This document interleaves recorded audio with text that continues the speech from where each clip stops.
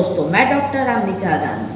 आज मैं बात कर रही हूँ आईबीएस। आईबीएस एक पेट की गंभीर समस्या है। इससे लोग बहुत ज़्यादा परेशान होते हैं। इससे इरिटेबल बाउल सिंड्रोम भी बोलते हैं। इरिटेबल का मतलब ही होता है परेशान होना, चिड़चिड़ा होना।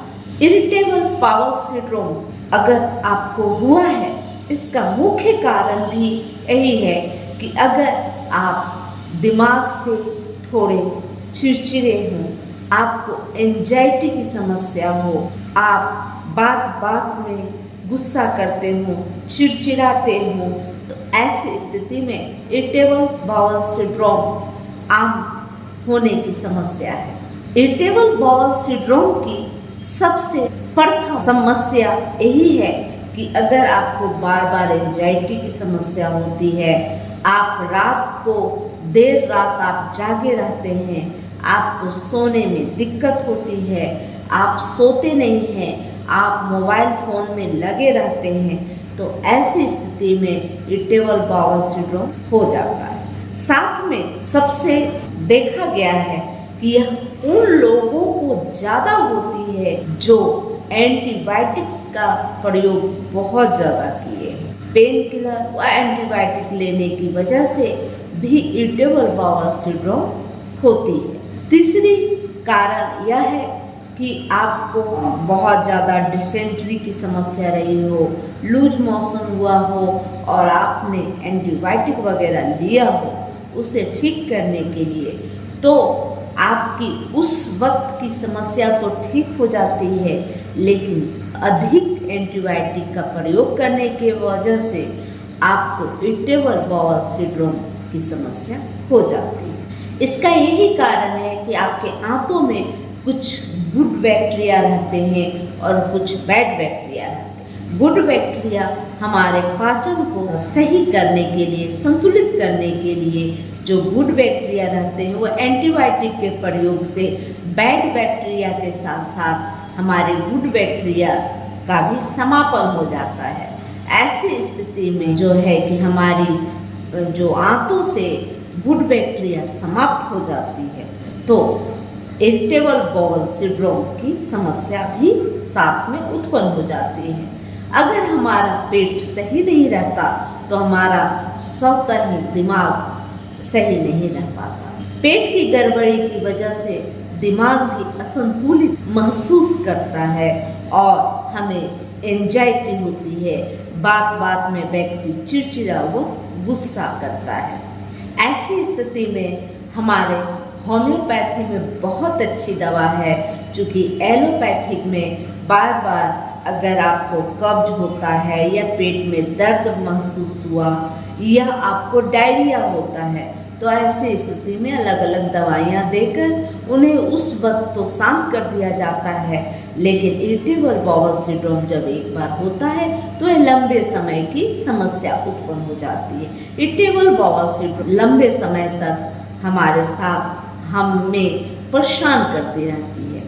तो ऐसी स्थिति में होम्योपैथिक दवाई के सेवन से बहुत अच्छी तरह से आईबीएस की समस्या ठीक हो जाती है। मैं पिछले वीडियो में भी इसके विषय में बहुत कुछ बता चुकी हूँ, लेकिन आज मैं सोची कि आपको इसके साथ साथ प्रिकॉशन के विषय में भी बताओ कि इरिटेबल बाउल सिंड्रोम ठीक करने के लिए आपको एक अच्छी नींद जरूर लेनी चाहिए।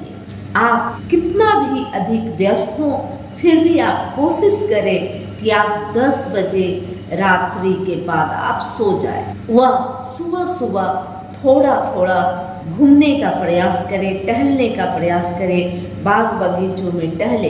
इससे आपका मस्तिष्क व पेट दोनों ही शांति महसूस करेगा। और इरिटेबल बाउल सिंड्रोम कुछ दिनों के इस तरह के प्रयोग व कुछ होम्योपैथिक दवाओं के प्रयोग से पूर्णतः ठीक हो जाएगा। इसमें सबसे अच्छी दवा इरिटेबल बाउल सिंड्रोम का मेरा प्रायोगिक दवा है, जिसे मैं बार बार प्रयोग करती हूँ ऐसे मरीजों के ऊपर जो इरिटेबल बाउल सिंड्रोम से बहुत ज़्यादा परेशान है। इरिटेबल बाउल सिंड्रोम के लिए सबसे महत्वपूर्ण दवा नक्श भूमिका है। जो लोग तालाब, भुना मांस, मदिरा सबका सेवन करते हैं, वह देर रात जागने की उन्हें आदत है, फोन में बैठे रहते हैं, तो ऐसे व्यक्तियों को नक्श भूमिका 200 रात को 2 बूंद लेके सोने की सलाह देती हूँ। साथ में दूसरी दवा हमारी है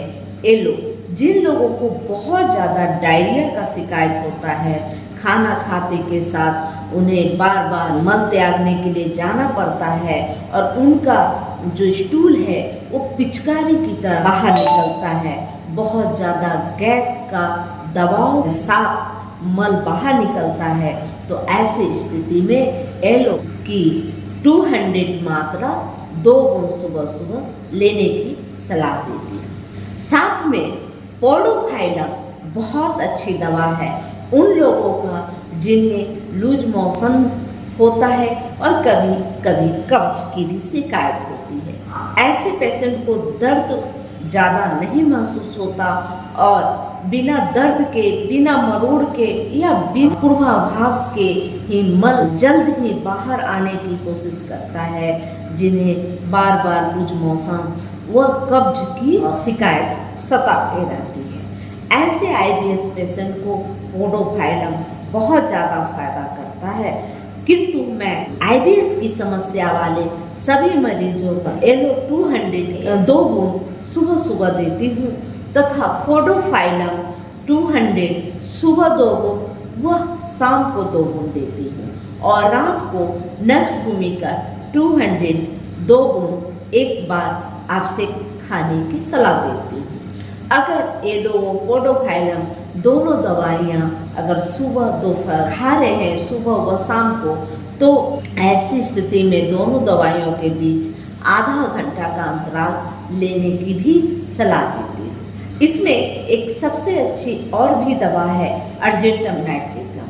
किसी भी डर से या जैसे आप कहीं बाहर जाने लग रहे हों, ऐसी स्थिति में भी आपको बार बार ऐसा महसूस हो कि आपको स्टूल पास करने के लिए आपको बाथरूम की तरफ दौड़ना पड़े, तो ऐसी स्थिति में भी अर्जेंटम नाइट्रिकम 30 का प्रयोग करती हूँ।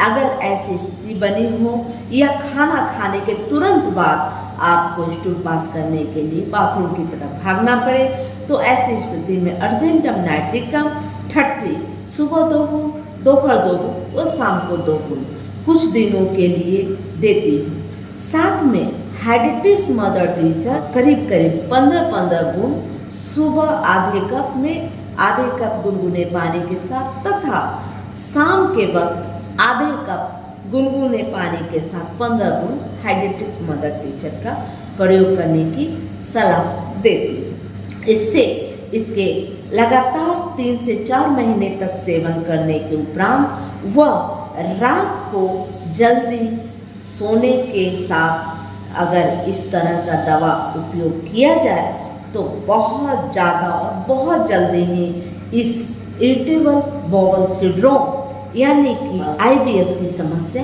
दूर होती है।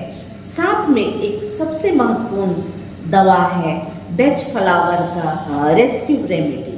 रेस्क्यू रेमेडी करीब 4 बूंद 5 बूंद आपने जीभ पर सुबह दोपहर व शाम को ले, 4 से 5 बूंद आप अपने सुविधा अनुसार आप ले और इससे आप देखेंगे कि आपको जो साथ में एंजाइटी की समस्या है, चिड़चिड़ापन है, आपका जो बार बार किसी चीज़ के लिए बहुत ज़्यादा चिंता, परेशानी या सोचने की जो प्रवृत्ति हो चुकी है वह ठीक हो जाती है। साथ में आपकी एंजाइटी भी दूर हो जाती है। अगर आपका मस्तिष्क सही है, मस्तिष्क शांत है, तो आपका पेट भी अमूमन शांत हो जाता है। अगर आपकी पेट सही है तो आपका मस्तिष्क भी शांत हो जाता है। इसलिए आपके दिमाग व पेट दोनों एक दूसरे से बहुत ही बेहतरीन तरीके से संबंध रखता है। अगर आपको पेट सही करना है तो दिमाग भी साथ में सही व शांत रखना होगा। तो इसलिए बेच फ्लावर का रेस्क्यू रेमेडी का इस्तेमाल आप से करें। अगर आपको आईबीएस की समस्या के साथ साथ अगर आपको बहुत ज़्यादा एंजाइटी है, आपको नींद नहीं आती है, बहुत बुरे बुरे ख्याल आते रहते हैं, तो ऐसी स्थिति में आप बेच फ्लावर का रेस्क्यू रेमेडी का भी इस्तेमाल करें तथा समय पर सोएं, समय पर जागें। यह सबसे बेहतरीन उपाय है और सबसे अच्छी दवा होम्योपैथिक दवा का प्रयोग करें। इससे आप जल्द ही स्वस्थ व सुखी हो जाएंगे। अच्छा होगा कि आप अपने नज़दीकी किसी अच्छे कुशल होम्योपैथ चिकित्सक के परामर्श के उपरांत ही दवा का प्रयोग करें। अगर वीडियो अच्छी लगी तो लाइक करें, सब्सक्राइब करें तथा बेल आइकन दबाना न भूलें। जय हिंद, जय भारत।